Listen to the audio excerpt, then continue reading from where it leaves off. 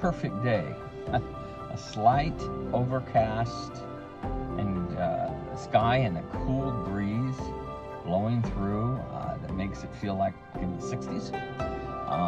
It's going to get terribly hot, mid-70s. I realize for a good part of the world that would be a blessing in itself. Welcome again to number 4 in the series Spirit, Ever New, Ever Old. Today we're going to be looking or building upon the principle from our last session, that being the Spirit hovers over, permeates within all of Revelation. Therefore, proof texting, especially the Holy Spirit, is just the wrong approach. It's interesting that the Spirit at the beginning in creation hovers over. Spirit often is that big picture. Spirit isn't the one creating the biochemical manifestation of the life of God, the life of the love of the Trinity in physical form, such as a universe, such as ultimately you and I. But yet the Spirit is critical in the restoration process within biochemistry, within the heart of the human beings that have so long turned. David is a perfect example of that from the Psalms. With an older saint of our church, and really is a saint, and talked to him about the fact that I'm doing a thing on the Spirit, and he immediately went to Psalm 51 and Psalms of David, and says that's the Spirit. And he's right. He's talking about interior work. So we're going to look at that and then review that a little bit from Jesus' own teachings. Psalms 51. Have mercy on me, O God, according to your unfailing love, according to your great compassion. Blot out my transgressions. Wash away all my iniquity, and cleanse me from my sin.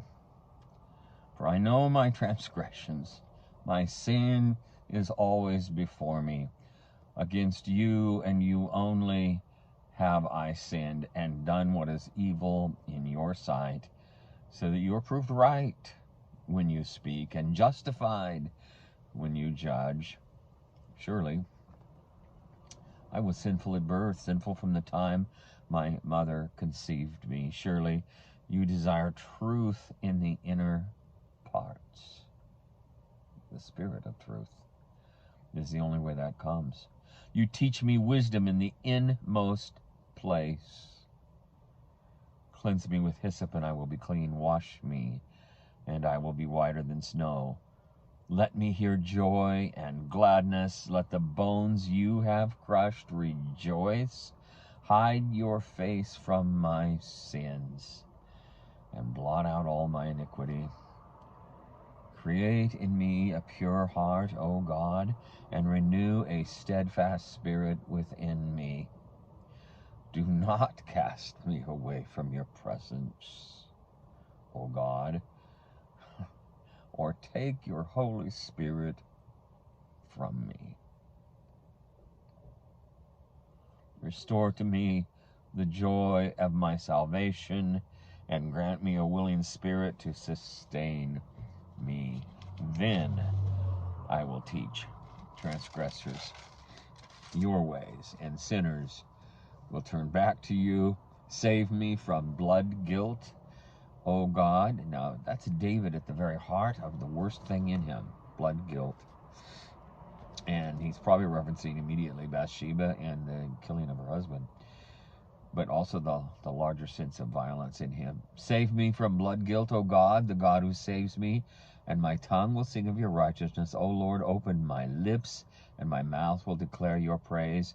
You do not delight in sacrifice, or I would bring it. You do not take pleasure in burnt offerings. The sacrifices of God are a broken spirit, a broken and contrite heart. O God, you will not despise. And your good pleasure make Zion prosper. Build up the walls of Jerusalem. Don't forget my little project down here, God. Then there will be righteous sacrifices, whole burnt offerings to delight you.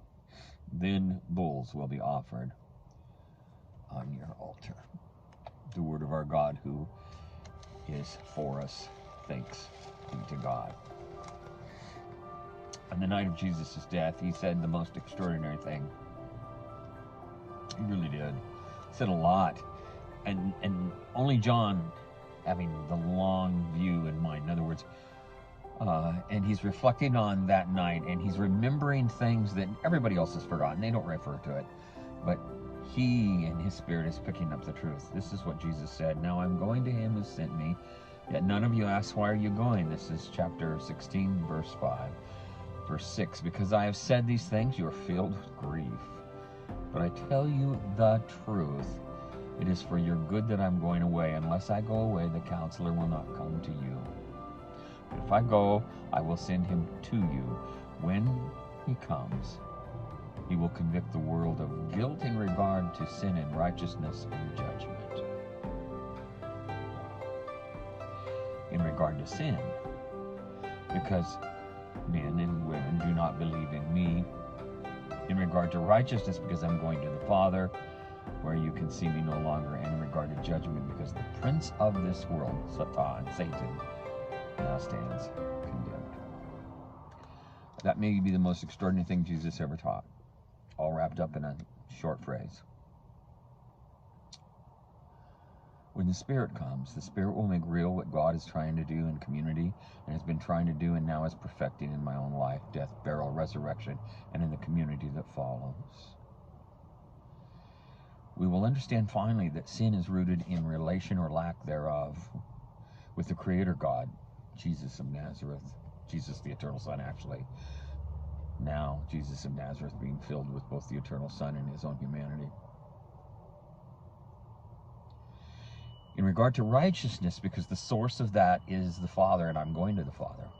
And we remember, and John certainly remembers, that Jesus is there praying for you today, this very day. One of the most powerful things that John Wesley ever gave us was prevenient grace. It's far more important than I'm convinced, than any of his other doctrines, though they are precious. It's basically the doctrine that says God is with every human being, nurturing moral conscience, nourishing awareness of love, creating love. We don't have the capacity for love in ourselves.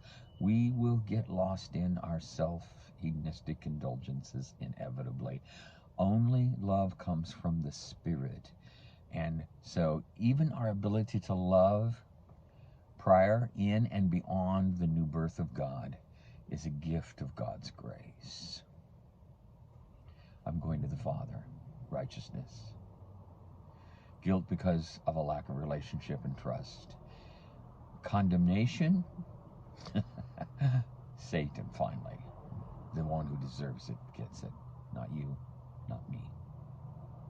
Blessings.